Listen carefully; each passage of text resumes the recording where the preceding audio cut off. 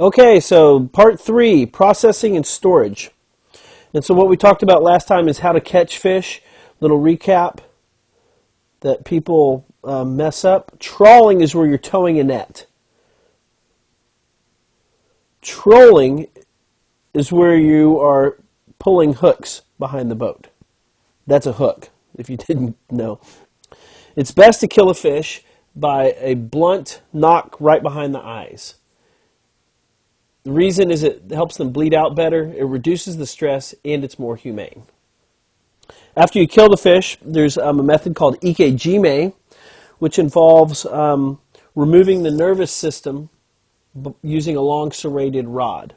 And then you should chill your fish because it delays rigor mortis and delays quality problems. So chilling does that. Remember, chilling slows down degradation and it delays rigor mortis. And so today's little lesson is processing and storage. And so if we have a fish on a boat, a lot of times that boat needs to then get moved to a tender. Tender picks up fish from the boat, and then it moves to a processor, where it is then packaged, and then it's sold, say to retail or to you. And we established just a second ago that we'll do this in blue, that chilling is important. So how can we chill these fish when we're going from boat to tender, tender to processor, processor into packaging, and all that stuff? And so there's many different ice types in order that you'll see on boats, tenders, and processors. And so let's look at those. Here are the different ice types right here. You have block ice, flake ice, slush ice, and then chilled seawater is not an ice, but it's a way to chill the fish. And so your block ice, that's these guys right here. This is a giant block of ice, just like what you're thinking about. Giant cocktail ice. And then you can crush that and make it smaller. Flake ice right here, this is made with a drum. And so there's a drum that's rolling. And then this drum is really cold, and this ice then flakes off of it as this thing's going in a circle. And so it's called flake ice. Slush ice is when you mix flake ice with seawater, and you end up with something that looks like something in a margarita. And it's real handy. You can put a lot of fish in something, chills them down real fast. And then another method to chill your fish is chilled seawater. And so here you have to have a fairly expensive machine to take the heat out of water, so you can get your water temperatures down into the 30s. So as you're moving your fish from your boat to your tender, then the tender to the plant, at some point the fisherman owns the fish. The fisherman owns the fish, and then he's got to transfer those fish. That's a fish, believe it or not. He's going to transfer this fish to another person. And so in order to do that, usually you have what's called a fish ticket, and the fish tickets are usually offered through the state. And so a fish ticket, here's one in Alaska.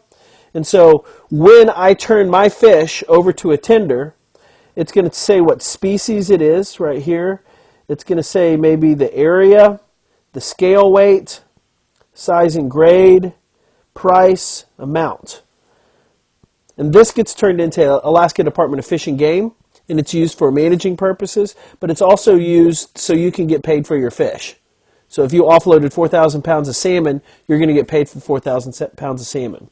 And so that information is used to give you money, as well as Fish and Game can then see how many pounds were taken in certain areas. So now you've released the fish. You don't own the fish anymore once you receive your fish ticket. And the fish are now owned by a seafood processor. And so now the fish need to get transported to a seafood processing plant. And that usually happens by tender, or the fishing boat pulls up there. But a lot of times it's the tender that moves back and forth. And so once it comes into the plant, it can be, as we learned last time, it can be in the round, or it can be H and G'd, headed and gutted. Rarely is it processed further than that. So now the processor owns the fish, and it's going to send them to a seafood processing plant. But before they can start cutting the fish, sometimes they have to allow them to, let's use yellow for this, they need to allow the salmon or the fish to rest. Resting means rigor can be resolved, rigor's done, but it's also used to soften the flesh so the pin bones will come out easier. And so resting the fish usually is for allowing the flesh to soften up so those pin bones can come out. And so once that fish is softened, it's ready to be processed. It's usually processed in one of three ways. It turns into a fillet, which we've all seen. And on the fillet, the pin bones are located right up here, and so then it would go through a pin bone remover, and then it would also get trimmed, and maybe trim all this section out. So this is a fillet. This guy is called a cutlet. A cutlet is when you have your fish. I should draw a better fish this time. That's a little bit better one. So this one you would cut your fish this way after it's been headed and gutted. It makes a cutlet. Some people call it a steak. A J-cut is where this portion of the fillet is removed, which would be this portion right here, as part of the fillet process. And so that is called a J-cut. After it has been filleted, then the next thing you have to do is sometimes the fish will go through a candling station. Candling. And so what candling is they will actually take the fillet, and in the olden days they would put a candle. Oh look, we can put a yellow flame. We can put a candle underneath it, and then you can look at the parasites that are inside the flesh. Here I superimposed, this is a nematode parasite, and this is what it looks like. And I left a little candle on there. But what they do is you have a table, and it has a bright light underneath it, and then you put the fillet on top of the table, and then the light shines up through it, and then you can see these little guys, and then you actually get a pair of tweezers, and you pick them out, and you put them in a cup right there on the table. And that's called candling. So now you have your fillet, or your cutlet, or your J-cut, and it's free of parasites, and so now you need to figure out what to do with it. Well, your choices are, you can salt it. Salting right here. This extends the shelf life. This is what they used to do back in the day. They would pack your fish on salt. It takes all the water out. You can also cook it. Cooking it denatures the proteins, and it makes it more stable. It's not going to degrade as fast. You can ship it as fresh. And then you're going to have those problems on what type of ice, and make sure you get it there fast because your fish is going to continue to degrade. Or you can freeze your fish. And so an at-home freezer is about 0 degrees Fahrenheit. A professional freezer, like at a processing plant, is minus 40 to minus 60 degrees Fahrenheit. So it's a lot colder. And if you notice these little guys right here, they're frozen individually. They're going through a blast freezer at like minus 60, and it's freezing them really fast. And so the colder the better, because it allows the ice crystals to form small little bitty ice crystals, and it freezes the product better. Now when you freeze something, this is pretty cool. I made a little table right here. So if the temperature of your product is 35 right here, and time is 1 minute, and you have it in a freezer, at time 2, it might be 34 degrees, then 33 degrees, then on minute 4, 33 degrees, minute 6, 32 degrees, minute 10 is 32 degrees, minute 15 is 32 degrees, minute 20 is 20 degrees. Is 32 degrees. Why didn't it freeze?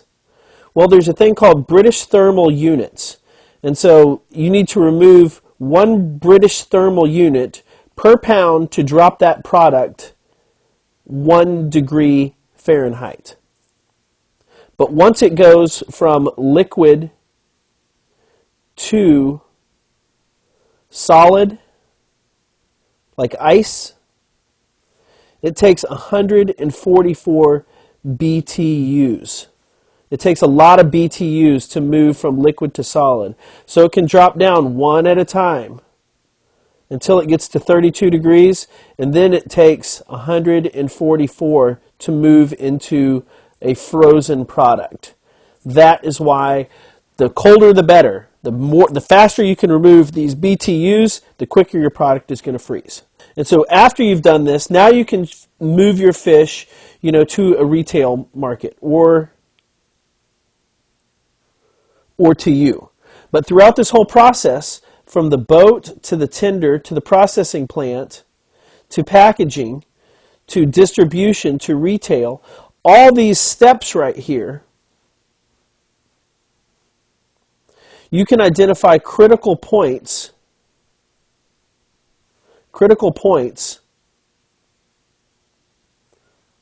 where lack of oversight or lack of a standard operating procedure could be detrimental to the quality of the product.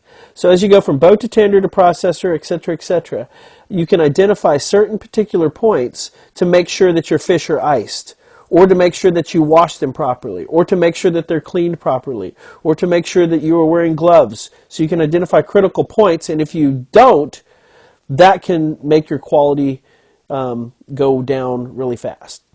And so that is all for this lecture today.